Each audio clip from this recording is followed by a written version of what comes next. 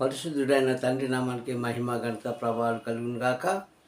ఇదిగో వాక్యం అనే మా ఛానల్ ద్వారా వాక్యం ఉంటున్న మీ అందరూ కూడా తండ్రి దీవించి ఆశీర్వదించును గాక. హల్లెలూయా.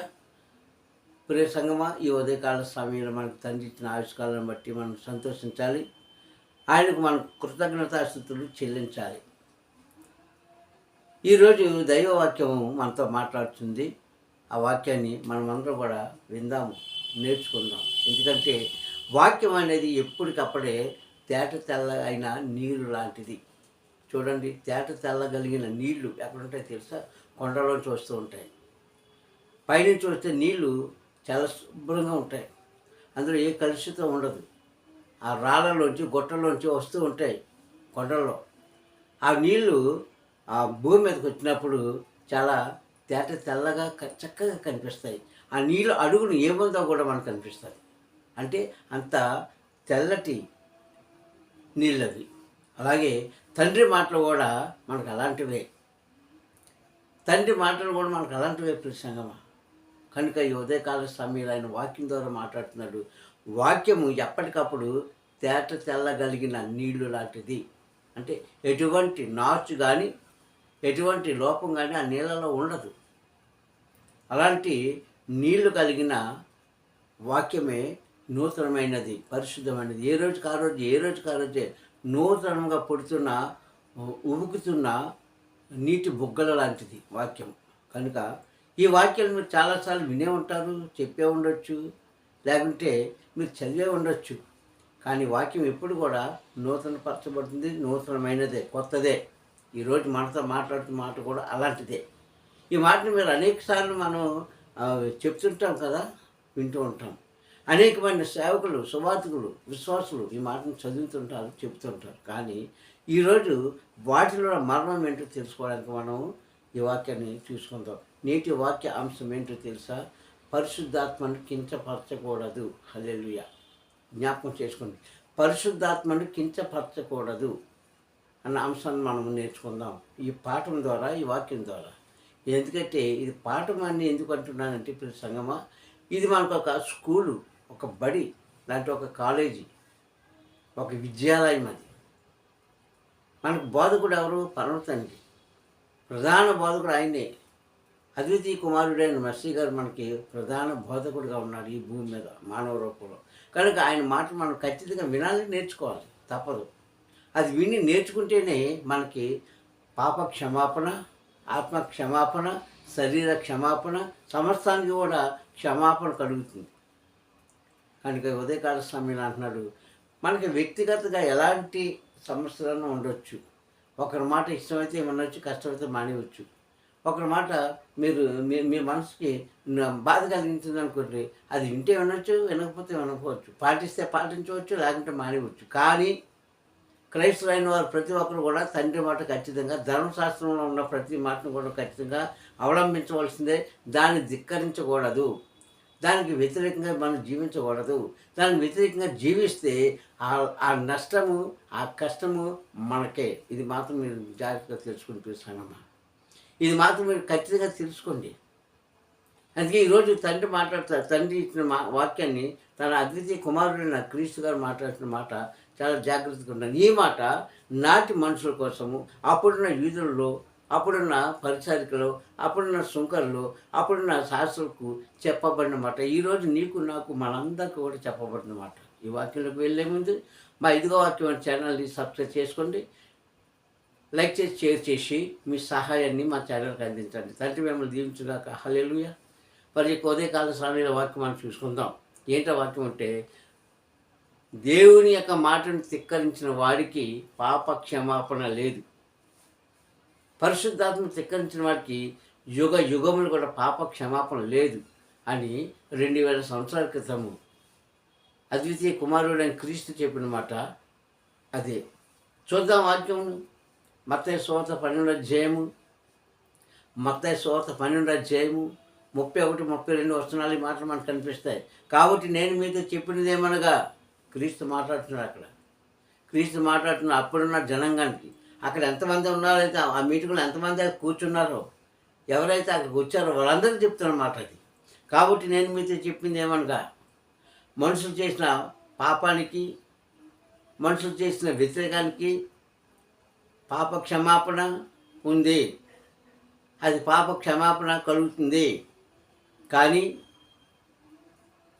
మనుషు కుమారుని హింసించిన వారికి పాప క్షమాపణ ఉంది, దూషించిన వారికి పాప క్షమాపణ ఉంది, వ్యతిరేకంగా జీవించే వారికి పాప క్షమాపణ ఉంది. కానీ 32 అంటాడు, పరిశుద్ధాత్మను కించపరిచిన వారికి పరిశుద్ధాత్మలో పాలుపంతులు పంచుకొని వాటిని విడిచిపెట్టిన వారికి, పరిశుద్ధాత్మకు వ్యతిరేకంగా మాట్లాడే వారికి, పరిశుద్ధాత్మకు వ్యతిరేకంగా క్రియలు చేసేవారికి, అంటే పనులు చేసేవారికి ఈ యుగంలోనే కాదు యుగ యుగాలు కూడా పాప క్షమాపణ లేదు అని చెప్పాడు అక్కడ ఖచ్చితంగా.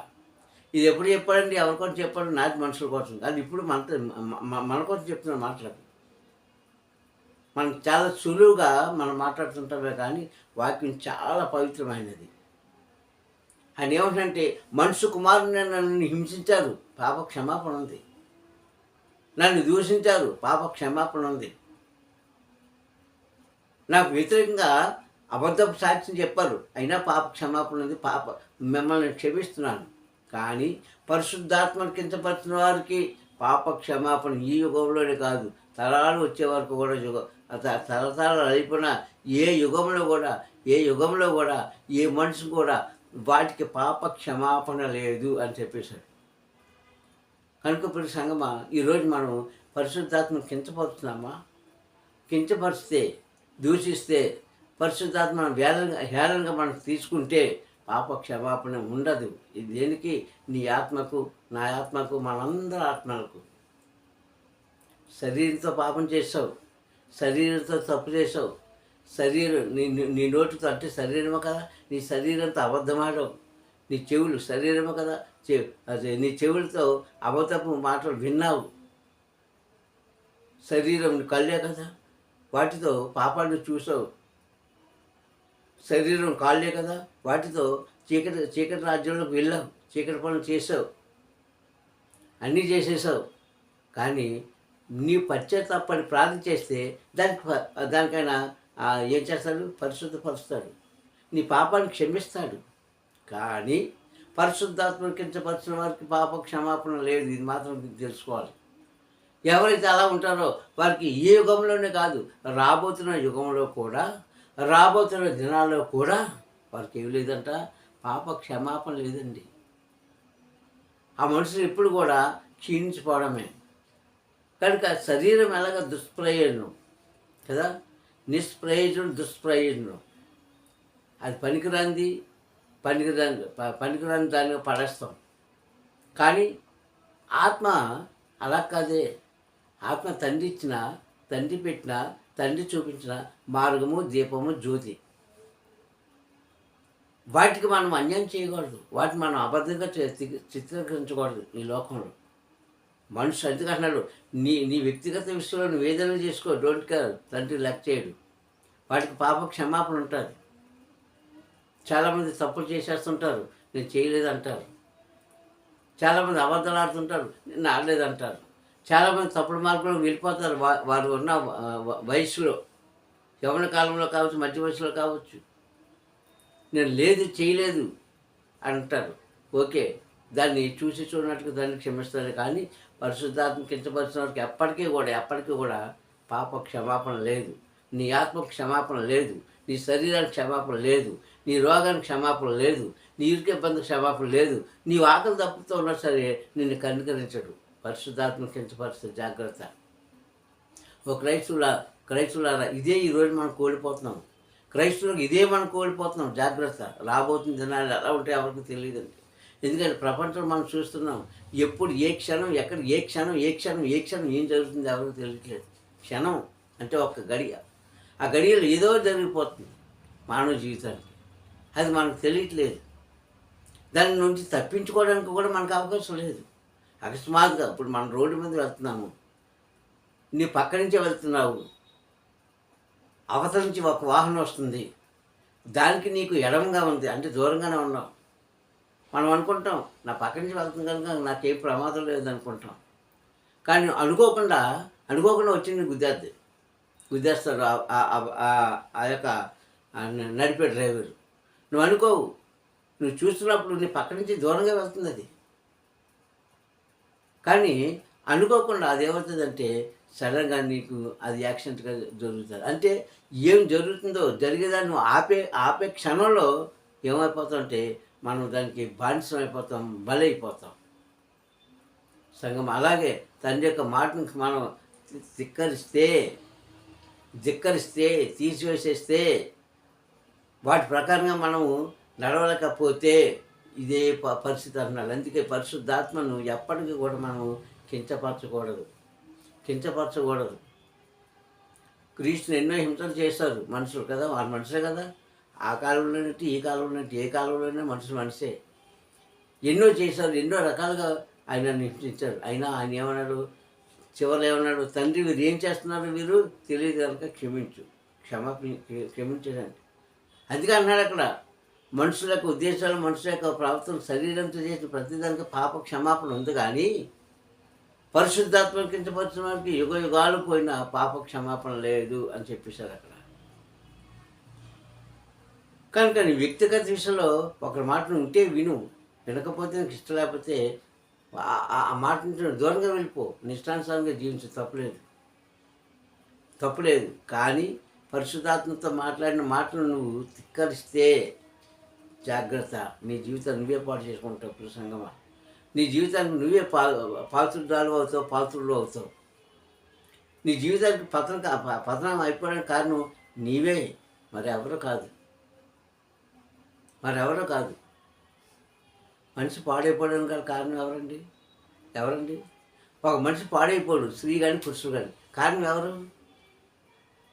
ఎవరు? ఎదటి వారు కాదు, నీ ఇంటి వారు కాదు, నీ వెనకవారు కాదు, నీ ముందు వారు కాదు, నువ్వే. అంటే నీ మనసులో కలిగిన కోరికే నీ జీవితాన్ని పాడు చేస్తుంది. జాగ్రత్త.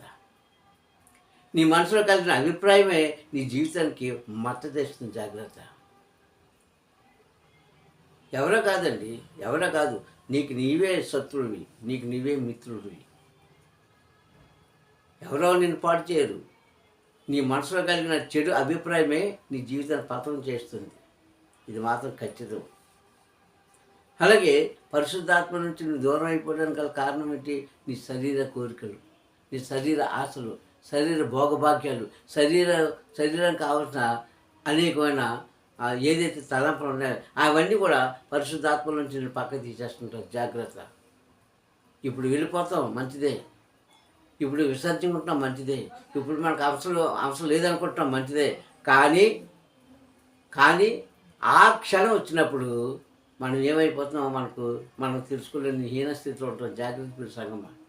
కనుక ఇక్కడ మనం నేర్చుకోవాల్సిన నీతి ఏంటంటే, తండ్రి చెప్పే మాటలు, ధర్మశాస్త్రంలో రాయబడిన మాటలు ఖచ్చితంగా మనం వినాలి, నేర్చుకోవాలి. అది ఆయన వచ్చి వాళ్ళకి చెప్పడం, ఎవరినో ఒకరు పంపిస్తారు చెప్పడానికి ఒక మంచి మాట ద్వారా. ఆ మాట విన్నవారు ఆశీర్వదించబడతారు. సంగమా, ఇక్కడ ఎందుకు అన్నాడు, నీ శరీరంతో చేసిన పాపానికి పాప క్షమాపణ ఉంది, అద్వితీయ కుమారుని హింసించిన పాప క్షమాపణ ఉంది. కానీ పరిశుద్ధాత్మను హింసించిన వారికి, పరిశుద్ధాత్మ మాట వినలేని వారికి, పరిశుద్ధాత్మను నడవలేని వారికి ఎప్పటికీ కూడా పాప క్షమాపణ లేదు. తరతరాలు అన్న ఆ పాపం అలాగే వింటూనే ఉంటుంది మనుషుల మీద. జాగ్రత్త.